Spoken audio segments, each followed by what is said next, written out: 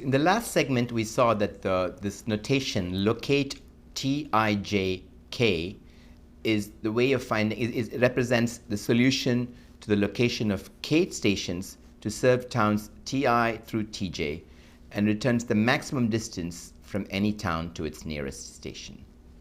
So the recursive idea is that whenever k is greater than 1, you turn the problem of locating k stations to serve a certain segment of towns, this set of towns, into the problem of locating k minus 1 stations to a smaller segment of towns. Notice that we have nibbled away at the segment ij, and now we have a segment x plus 1 through j, where x is some intermediate value between I and j.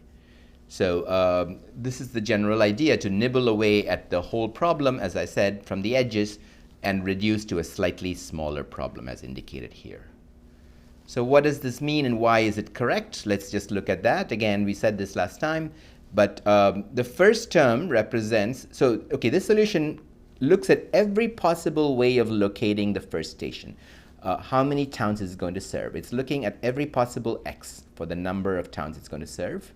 So it may serve just the town I, or it may serve the town I and I plus 1, or I and I plus 1 and I plus 2, and so on, all the way up to I through j minus 1. So x is the extreme right end of the interval served by the first station. Now notice that x is not taking the value j, because I'm assuming there are at least two stations available to place. So there's no point in having one station serving the entire interval. Okay.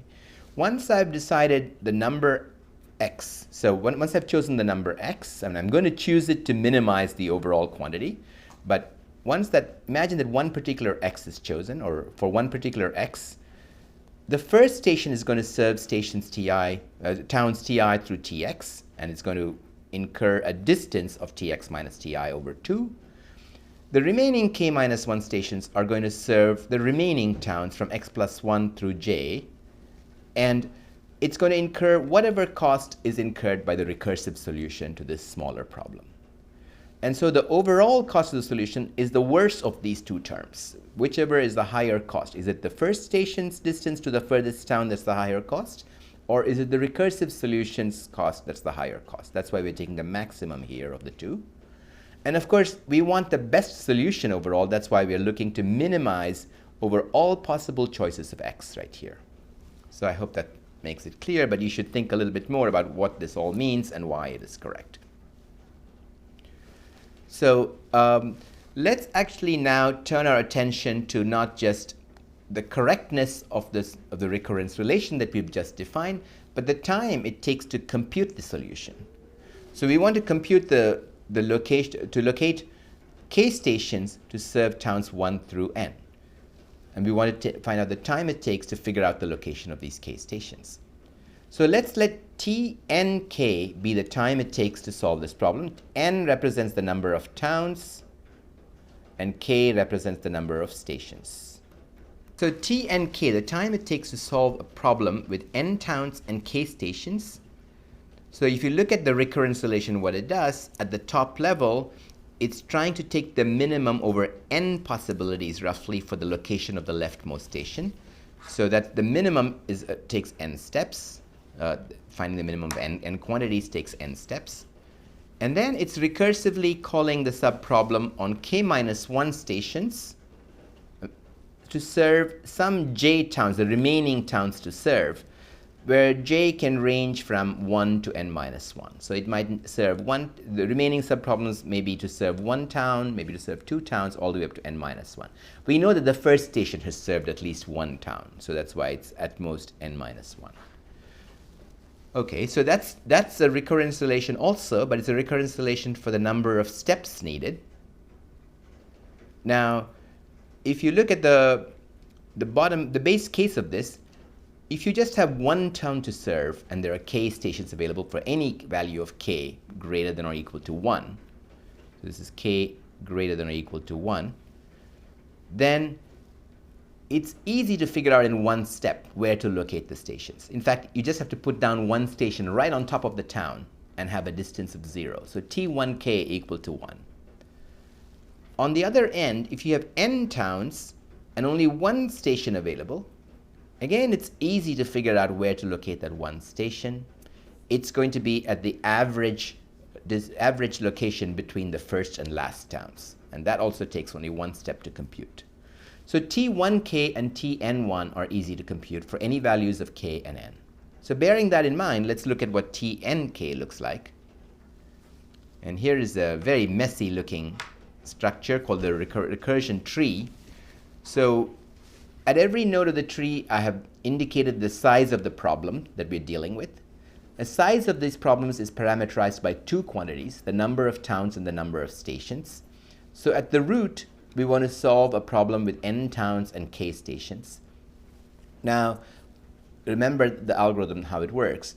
We first decide where the leftmost station is located, and then serve which towns it'll serve, and then serve the remaining towns with the remaining stations.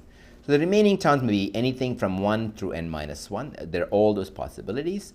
But in all cases, we will be serving them with k-1 stations because we've just used up one station already. So what it's saying is that trying to solve a problem with parameters n and k gives rise to these different problems. One with parameter 1 and k-1, one with parameter 2 and k-1, one with parameter n-1 and k-1. And the entire tree captures this kind of structure. If you work it out, and I won't do this here, but you can try to follow this derivation here and see that the number of nodes in this tree, which represents the number of subproblems that have to be solved, is exponentially growing. So our goal was to design an efficient algorithm for solving this problem, but it doesn't look like we're succeeding here because we've got a tree with way too many nodes. And if we compute the value at every node, we would take a very long time. Fortunately, there is a silver lining here. The point is that we don't actually need to compute answers to all these different subproblems because these subproblems keep repeating. For example, the subproblem 1k-2 occurs here, and it occurs here too. So if you look at the structure of this tree, you will find that the same subproblem is being solved at many different nodes. Now, what's the point of solving the same problem again and again? You're going to get the same answer. So if you only save the answer the first time you solve the problem, you don't have to repeatedly call this subproblem. So let's see what we mean by that. So let's ask ourselves, what are the kinds of subproblems that we see here? So first note that we always nibble away the set of towns from the left edge. So what remains is a set of towns to serve that's a suffix of the original list. So that should be suffix, the original list. So basically the number of different sets of towns we have to serve is just the n-1 suffixes of the original list of n towns. The number of stations we will have to play with is always between 1 and k. Initially you have k stations. Once you've used up a few, then the recursive subproblem will have fewer stations available.